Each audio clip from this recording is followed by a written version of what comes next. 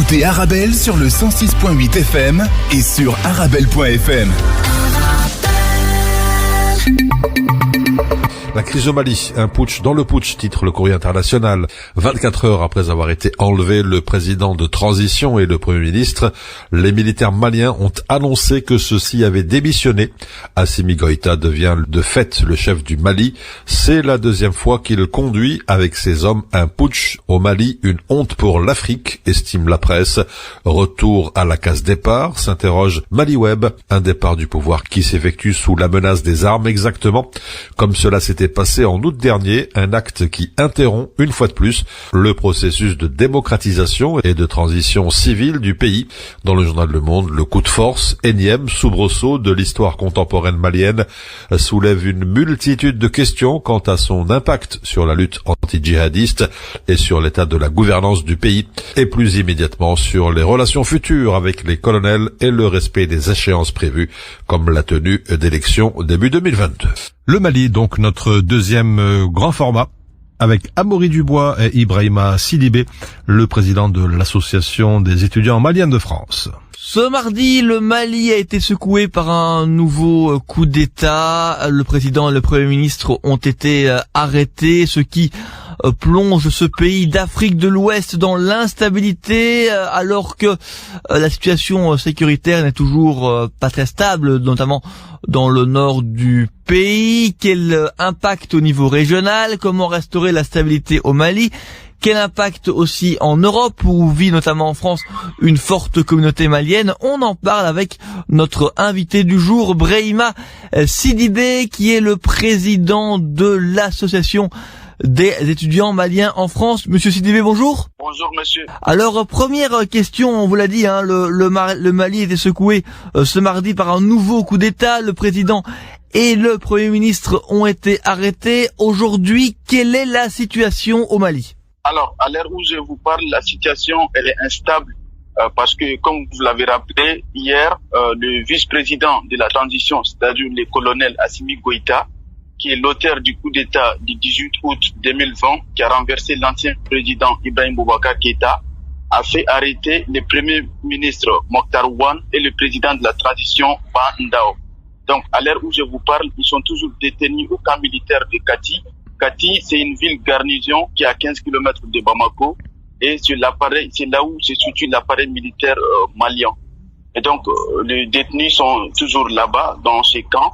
Et hier soir, il y a une délégation de la CEDEAO, c'est-à-dire la communauté économique des États de l'Afrique de l'Ouest, qui est arrivée à Bamako pour s'enquérir de l'état de détenu, c'est-à-dire le président de la transition et le premier ministre, et aussi pour s'entretenir avec le vice-président, colonel Assimi Goïta, afin de trouver une issue à cette crise. Alors, il y avait déjà eu effectivement au mois d'août un coup d'État qui avait renversé le président Ibrahim Boubacar Keïta. Il y en avait déjà eu un aussi en 2012 de coup d'État. Pourquoi cette instabilité perpétuelle, on va dire, au Mali, et pourquoi ce coup d'État maintenant, alors qu'on était en période de transition? Effectivement, c'est ce que beaucoup d'observateurs se posent cette question. Parce que, comme vous savez, la transition, elle est censée durer 18 mois. On a déjà fait 9 mois, il reste encore 9 mois. Et donc, on se pose la question, pourquoi ce coup d'État maintenant? Mais je pense que c'est lié surtout au remaniement ministériel qu'il y a eu il y a 2 semaines. Comme vous savez, le premier ministre Mokhtar Ouane a remanié son équipe il y a 2 semaines. Et donc, on a certaines anciennes têtes du putsch de août 2020 qui ont été éjectés du gouvernement, c'est-à-dire le ministre de la Sécurité, le colonel Sadio Kamara, et le ministre de la Défense, Modibo Kane. Ces deux ont été éjectés du gouvernement. Donc, leurs camarades militaires à leur tête, le colonel Assimi Goïta, étaient mécontents de cette éjection du gouvernement. Et je pense que c'est ce qui nous a conduit à ce nouveau coup d'État. Alors, qui est justement le nouvel homme fort du Mali, le colonel Assimi Goïta? Alors, le colonel Assimi Goïta, il est le commandant des forces spéciales des armées maliennes. Il est un peu méconnu, on va dire, de la majorité des Maliens, parce que c'est un homme qui est réputé discret et timide, qui donne pas beaucoup d'interviews. Et donc, finalement, on en sait très peu sur sa personne. Mais il faut dire quand même que depuis le 18 août, il est toujours l'homme fort du pays, même si on avait le président de la transition, parce que c'est lui qui a choisi ce président de la transition qui est un ancien militaire, il faut le rappeler.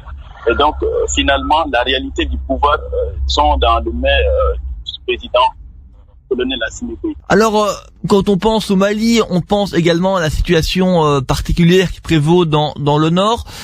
On sait qu'il y a une intervention française. Dans ce coup d'État, quel rôle ont pu jouer la France et quelle est la position des pays européens et de la France sur ce coup d'État, et aussi la position des puissances régionales comme l'Algérie ou le Sénégal qui doivent regarder ce qui se passe au Mali? Alors, la position de la France dans ce nouveau coup d'État, on va dire, elle est un peu plus ferme qu'il y a 9 mois.